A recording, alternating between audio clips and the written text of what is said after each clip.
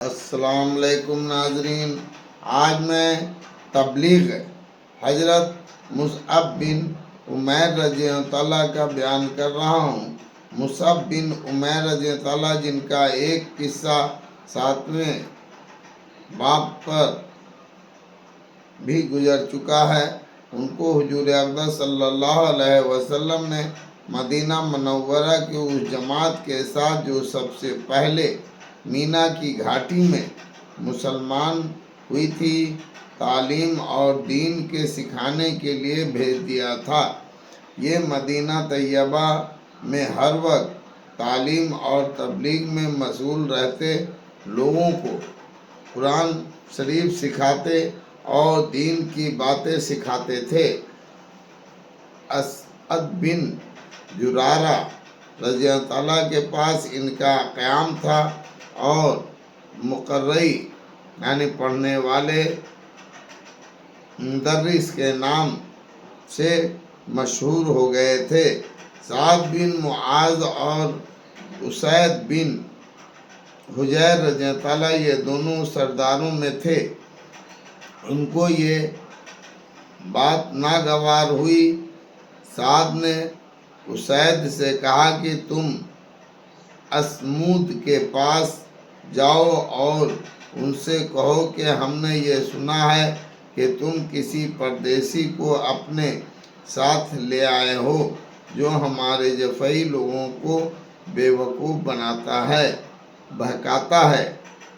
وہ اسعد کے پاس گئے اور ان سے سختی سے یہ گفتگو کی۔ اسعد رضی اللہ تعالیٰ نے کہا، تم ان کی بات سن لو، اگر پسند آئے قبول کر لو، اگر سننے کے بعد ناپسند ہو تو روکنے کا مذائقہ نہیں۔ اسید نے کہا کہ یہ انصاف کی بات ہے۔ سننے لگے۔ حضرت مصعب رضی اللہ تعالیٰ نے اسلام کی خوبیوں اور کلام اللہ شریف کی آیتیں تلاوت کی۔ حضرت اسید نے کہا، کیا ہی اچھی باتیں ہیں اور کیا ہی بہتر کلام ہے۔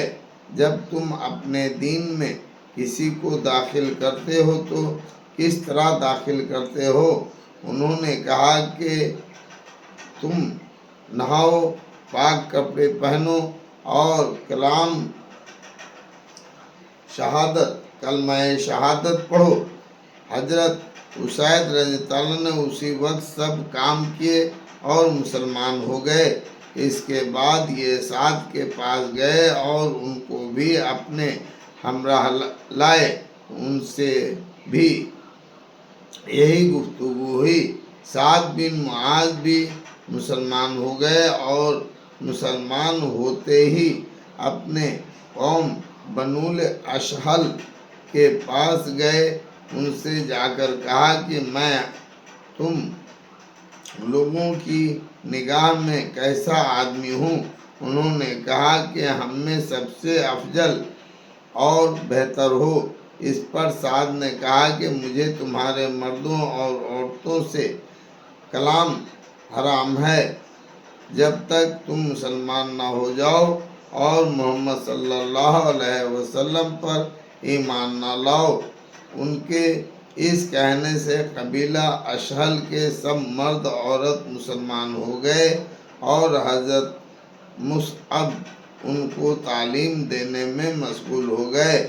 فائدہ: صحابہ اکرام رضی اللہ تعالیٰ کا یہ عام دستور تھا کہ جو شخص مسلمان ہو جاتا وہ مستقل ایک مبلغ ہوتا تھا اور جو بات اسلام کی اس کو بھاتی تھی اس کا پھیلانا اور دوسروں تک پہنچانا اس کی زندگی کا ایک مستقل کام تھا، جس میں نہ کھیتی مانی تھی، نہ تجارت، نہ پیشہ، نہ ملازمت۔ اللہ اکبر۔